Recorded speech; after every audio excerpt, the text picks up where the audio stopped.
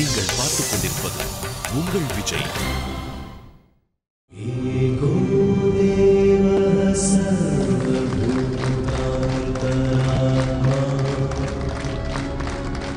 Welcome to our show, sir. Thank you.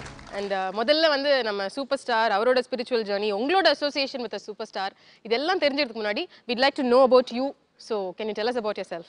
நான் வந்து பெங்களூரில் இருக்கேன்.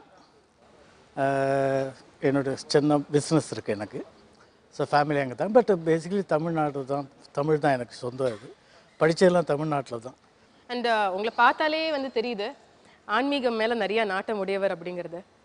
The first meeting with our superstar அது வந்து எந்த வருஷம் எப்படி எப்போ நடந்தது? இந்த பாபான்னு ஒரு படம் எடுத்தார் இல்லையா, பாபாஜியை பற்றி. அப்போ வந்து அதை ஒரு தேடின்னு இருக்க இந்த குகையை தெரிஞ்சவங்க யார் இருக்காங்கன்னு. அப்போது சத்யநாராயண வழியாக எனக்கு அவர் கேள்விப்பட்டோன்னா நான் ஃபோன் பண்ணி சொன்னேன் எனக்கு தெரியும் குகைன்னு.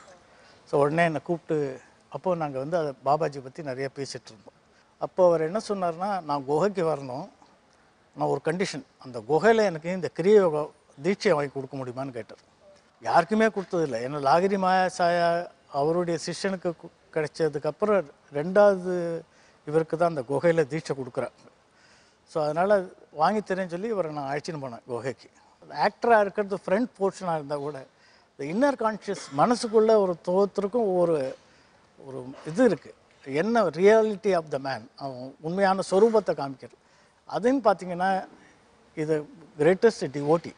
அவர் வந்து மகான்னே கூப்பிடுவாங்க மலையெல்லாம். மகான் ரஜினிகாந்த்வாங்க. நம்ம சூப்பர் ஸ்டார் சொல்கிறோம்ல, அவங்க வந்து அவர் மலையாக சுற்றி ரிஷியும் முனியும் தேடி போச்சே மகானை அப்படிமா. அந்த மாதிரி ஒரு சக்தி உள்ள மனுஷன் அவர். ஸோ நீங்கள் வந்து ஒவ்வொரு தடவையும் இமயமலைக்கு போகும்போது சூப்பர் ஸ்டாரோட சேர்ந்து ட்ராவல் பண்ணியிருக்கீங்க, அது எங்களுக்கு தெரியும்.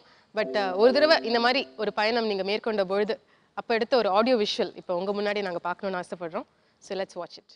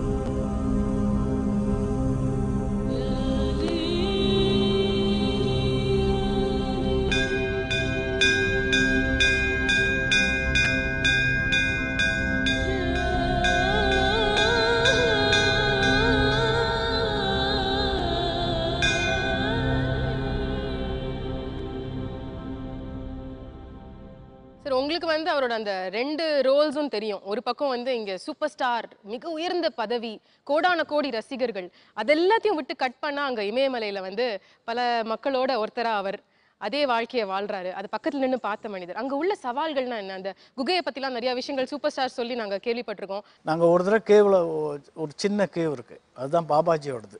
ஸோ அங்க வந்து மேலே பார்த்தீங்கன்னா அந்த ராக்ஸ் எல்லாம் தொங்கின்னு இருக்கும்.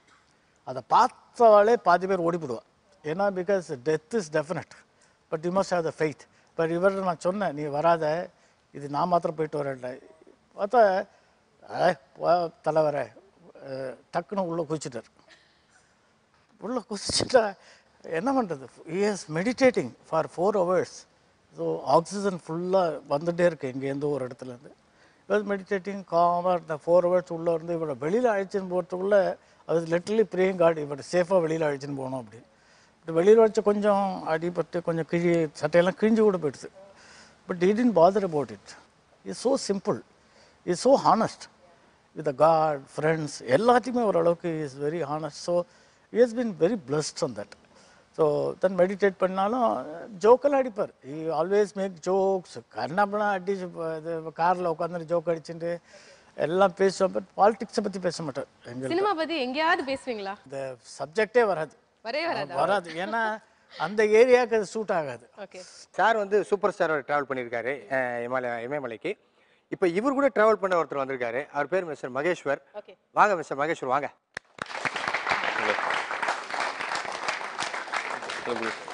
ஓகே. ஸோ ஹரி சாரை பார்க்கும்போது வந்து almost same as Rajini sir's age தான் இருக்கும் அப்படிங்கிறதுனால அவர் இமயமலை போறார் அப்படின்லாம் நான் அதை நம்ம ஏற்றுக்கலாம். பட் நீங்கள் வந்து திடீர்னு அப்படி சொல்லிட்டு ஒரு யங்ஸ்டர் வந்து உட்காந்துட்டு இருக்காரு. நீங்கள் இமயமலை போயிருக்கீங்களா? ஆமாம், சாரோட தான் போயிருக்கேன். இன்ஃபேக்ட் இதில் ஒரு முக்கியமான ஒரு விஷயம் சொல்லணும். நாங்கள் வந்து அந்த கேவில் இருந்துட்டு நைட் ரெஸ்ட் எடுத்து திருப்பி மறுநாள் காத்தால கேவுக்கு போனோம். அப்போ அங்கே வந்து பாதையில் வந்து ஒரு ஃபாரினரை மீட் பண்ணோம். ஒரு லேடி வந்து ரஷ்யாவிலேருந்து வந்திருந்தாங்க. அவங்க அந்த கேவ் பக்கத்துலேருந்து வரும்போது அவங்ககிட்ட நீங்கள் என்ன இங்கே பண்ணுறீங்கன்னு கேட்டோம். இல்லை நானும் பாபாஜியோட டிவோட்டி, அதுக்காக இங்கே வந்திருக்கோம் அப்படின்னா.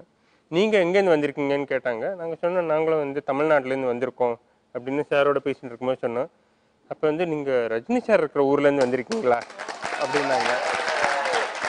ஆமாம் அப்படின்னா. எனக்கு வந்து கேவுக்கு வந்தது ஒரே ஒரு பிளெஸிங் தான். ஆனால் உங்களுக்கு டபுள் பிளெஸிங். அவர் இருக்கிற ஊர்லேருந்து வந்திருக்கீங்க அண்ட் கேவுக்கும் வந்திருக்கீங்க, உங்களுக்கு 2 வாட்டி பிளெஸிங் கிடச்சிருக்குன்னு. அப்போ தான் சொன்னோம் சார் தான் அவரோட வந்தார், இங்கே கூட்டின்னு வந்திருக்காருன்னு சொன்னோம். அப்போ வந்து அவங்க இவர் காலிலேயே விழுந்துட்டாங்க. ஸோ அந்த அளவுக்கு ஒரு எஃபெக்ட் இருக்கு.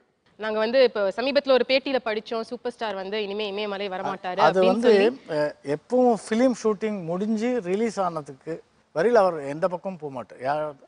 அது முடிஞ்ச அடுத்த ஒரு 10 நாள் 15 நாள், இப்போ வெதர் நல்லா இருக்காது, இப்போ அங்கே போக முடியாது. பட் டெஃபினட்டாக அவர் வந்து இமயமலைக்கு மார்ச் ஏப்ரல் நிச்சயமாக வருவார்.